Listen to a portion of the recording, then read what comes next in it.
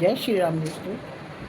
आप लोगों को तो शायद पता ही होगा, आज है 13 मई और ज्येष्ठ मास का पहला मंगलवार। आपको पता है कि ज्येष्ठ मास के पहले मंगलवार यानी ज्येष्ठ मास में पड़ने वाले मंगलवार के क्या महत्व है? आपको तो पता ही होगा, लेकिन फिर भी मैं आपको कुछ बताना चाहती हूँ। जैसे कि ज्येष्ठ मास के जो मंगलवार होता है, कहा जाता है कि त्रेता युग में महावीर ने भगवान राम से मुलाकात जब की थी तो वो मंगलवार का ही दिन था और ज्येष्ठ का महीना था। और तभी से ज्येष्ठ मास के मंगलवार का महत्व बहुत ज़्यादा माना जाता है। ज्येष्ठ मास के मंगलवार को पूजा पाठ की जाती है, लोग भंडारे करते हैं, शरबत बांटते हैं, हनुमान जी की बहुत विधिवत पूजा की जाती है। इससे बजरंगबली बहुत प्रसन्न होते हैं और काफ़ी अच्छे फल मिलते हैं। वहीं पर ज्येष्ठ मास के मंगलवार को बुढ़वा मंगलवार भी कहते हैं। अब बुढ़वा मंगलवार क्यों कहते हैं?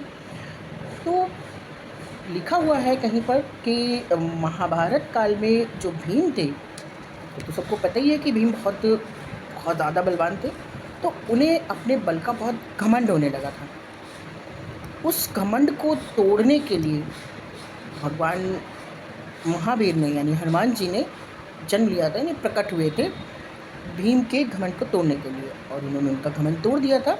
तो भीम को अपना सच्चाई पता चल गई थी। तो इसी वजह से उस समय से ही उस मंगलवार को बुढ़वा मंगल, क्योंकि तब ज्येष्ठ मास का मंगलवार था, तो उसे बुढ़वा मंगलवार कहने लगे हैं।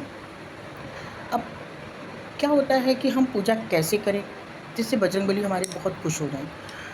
बजरंगबली को खुश करने के लिए सबसे ज़्यादा तो ध्यान देने वाली बात है कि दोपहर में पूजा ना करें। दोपहर में पूजा हनुमान जी को नहीं पसंद है, वो खुद भी पूजा करते हैं और महिलाएं उन्हें स्पर्श ना करें। दूर से पूजा कर सकती हैं, अब वो उनको ध्यान लगा सकती हैं, उनका जाप कर सकती हैं, लेकिन स्पर्श ना करें क्योंकि वो ब्रह्मचारी हैं और हनुमान जी को महिलाओं का छूना पसंद नहीं है। इसलिए हनुमान जी को महिलाओं को नहीं छूना चाहिए, टच नहीं करना चाहिए।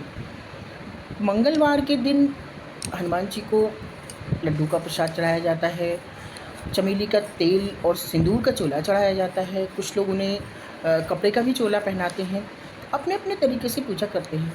हनुमान जी को चमेली का तेल का दीपक, चमेली का तेल का चढ़ाया हुआ चोला बहुत पसंद है, और सबसे ज़्यादा पसंद है भगवान जी को सिंदूर।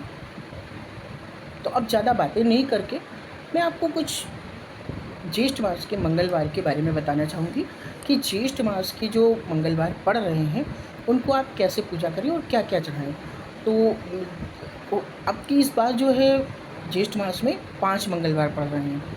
एक पड़ रहा है हमारा 13 मई को, फिर 20 मई को, 27 मई को, 3 जून को और 10 जून को। इस वजह से 5 मंगलवार हैं, बहुत अच्छा मौका है। आप लोग हनुमान जी को प्रसन्न करिए, पूजा करिए, विधिवत पूजा करिए। कैसे पूजा करिए आगे का वीडियो देखते रहिए, मैं आपको बताने आ रही हूँ कि किस मंगलवार को आप कैसे पूजा कर सकते हैं। 12 मई से ज्येष्ठ मास का प्रारंभ हो चुका है और आज 13 मई है। 13 मई को पहला मंगलवार है और बहुत ही शक्तिशाली मंगलवार है। इस मंगलवार को हम हनुमान जी को कैसे प्रसन्न कर सकते हैं, अपने बजरंगबली की कैसे पूजा करें और कैसे उनको हम प्रसन्न करें, क्योंकि ज्येष्ठ मास के मंगलवार का महत्व बहुत ज़्यादा है। तो आइए जानते हैं कि ज्येष्ठ मास के मंगलवार को हनुमान जी की पूजा हम कैसे और क्या चढ़ाकर कर सकते हैं जिससे हनुमान जी अति प्रसन्न हो और हमें मनवांछित फल मिले। तो हर मंगलवार का अपना एक अलग महत्व है और हर मंगलवार को विभिन्न अलग अलग प्रकारों से उनकी पूजा की जाती है।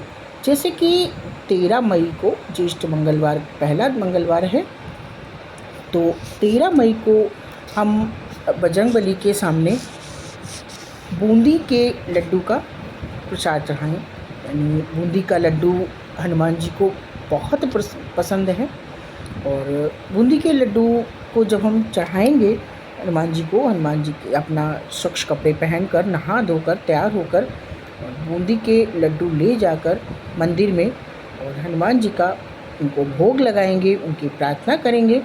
और एक बहुत ख़ास बात है कि हनुमान जी को उनकी शक्तियों को याद दिलाना पड़ता है, अन्यथा वो अपनी भक्ति में मगन रहते हैं और उनको अपनी शक्तियाँ ध्यान नहीं रहती हैं। तो इसलिए जब भी हम हनुमान जी की पूजा करें तो पहले हम हनुमान जी को उनकी शक्तियों का याद दिला दें। तो पहले मंगलवार को 13 मई को हम चढ़ाएंगे बूंदी के लड्डुओं का प्रसाद, जिससे हनुमान जी बहुत प्रसन्न होंगे और हमें मनवांछित फल देंगे।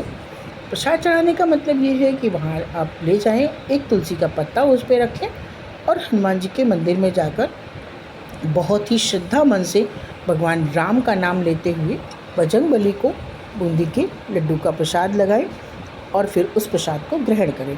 दूसरा मंगलवार आता है 20 मई को। उस दिन हम लगाएंगे चने की दाल और गुड़ का प्रसाद। चने की दाल और गुड़ भी भगवान को बहुत पसंद है। अगर चने की दाल नहीं है तो आप चने और गुड़ का भोग लगा सकते हैं। वही तरीका, आप नहा धोकर फ्रेश होकर बहुत ही सच्चे मन से भगवान हनुमान जी के सामने चने और गुड़ का प्रसाद लगाएं। तीसरा मंगलवार है हमारा 27 मई को, और 27 मई को हम भगवान हनुमान जी को भगवान राम का नाम लेते हुए चमेली का तेल और सिंदूर का प्रसाद, सिंदूर का चोला चढ़ाएं। उनको प्रार्थना करें, भगवान हनुमान जी से अपने मनवांछित फल पाने की प्रार्थना करें और उन्हें बहुत ही सच्चे मन से और सच्चे हृदय से उन्हें चढ़ाएं। तीसरा मंगलवार है 3 जून को। 3 जून को हम उसमें बेसन के लड्डू, जो एक बूंदी के लड्डू होते हैं, बेसन के लड्डुओं का भोग लगाएं। भगवान के सामने श्री राम जी का नाम लेते हुए, हनुमान जी को उनकी शक्तियों का ज्ञान दिलाते हुए बहुत ही श्रद्धा भाव से, बहुत ही सच्चे मन से बेसन के लड्डू का प्रसाद लगाएं।